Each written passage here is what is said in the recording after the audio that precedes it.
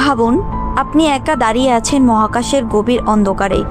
সামনে একটা কালো গর্ত, এতটাই অন্ধকার যে আলো পর্যন্ত সেখানে হারিয়ে যাচ্ছে।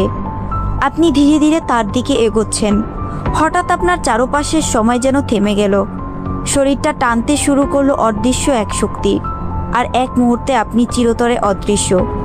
এই ভয়ঙ্কর জিনিসটার নাম ব্ল্যাক হোল।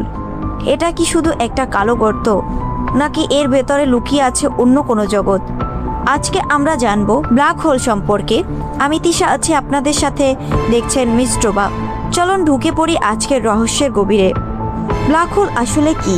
সহজভাবে বললে এটা এমন একটা জায়গা যেখানে মাধ্যাকর্ষণ এতটাই শক্তিশালী যে আলো পর্যন্ত বের হতে পারে না। মানে আপনি যদি সেখানে ঢোকেন, ফিরে আসার কোনো পথ নেই। এটা তৈরি হয় যখন একটা বিশাল তারা মারা যায়।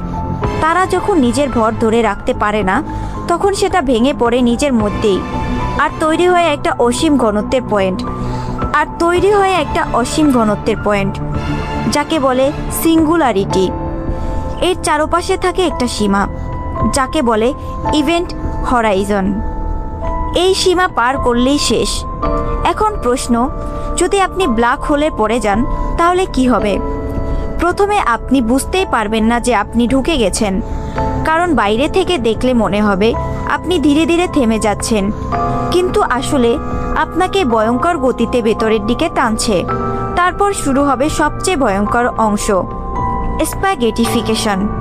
মানে আপনার শরীর লম্বা হয়ে টানতে থাকবে, মাথা আর পা আলাদা গতিতে টানবে। একসময় আপনি টুকরো টুকরো হয়ে যাবেন।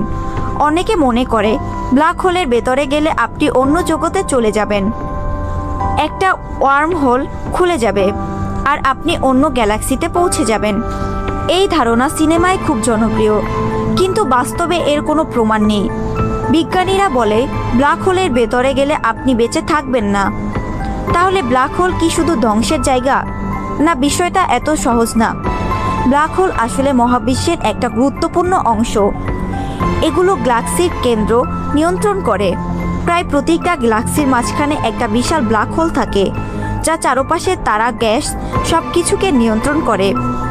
আরেকটা অবাক করার মতো বিষয়, ব্ল্যাক হোল পুরোপুরি কালো নয়। এগুলো থেকে হকিং রেডিয়েশন নামে খুব দুর্বল আলো বের হয়। মানে সময়ের সাথে সাথে ব্ল্যাক হোল আস্তে আস্তে শক্তি হারায় আর একদিন সম্পূর্ণভাবে অদৃশ্য হয়ে যেতে পারে।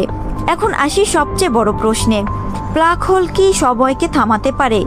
উত্তর, আংশিকভাবে হ্যাঁ। ব্ল্যাক হোলের কাছে সময় ধীরে চলে।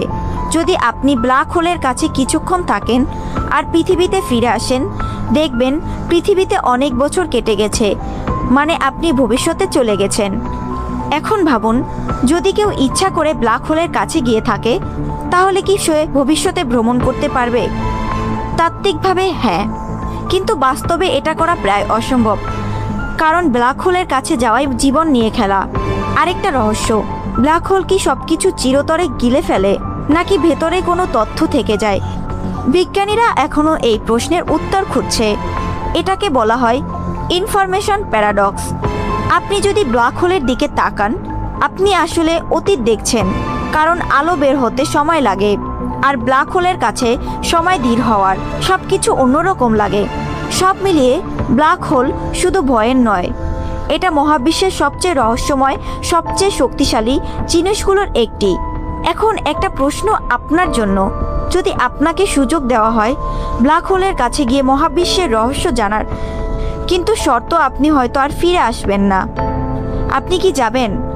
মন্তব্যে জানাবেন, কারণ মহাবিশ্বের অন্ধকারে এই ব্ল্যাক হোলগুলো এখনও লুকিয়ে রয়েছে অসংখ্য অজানা রহস্য। এরকম আরও রোমাঞ্চকর ভিডিও দেখতে মিস্ট্রোবার সাথেই থাকুন।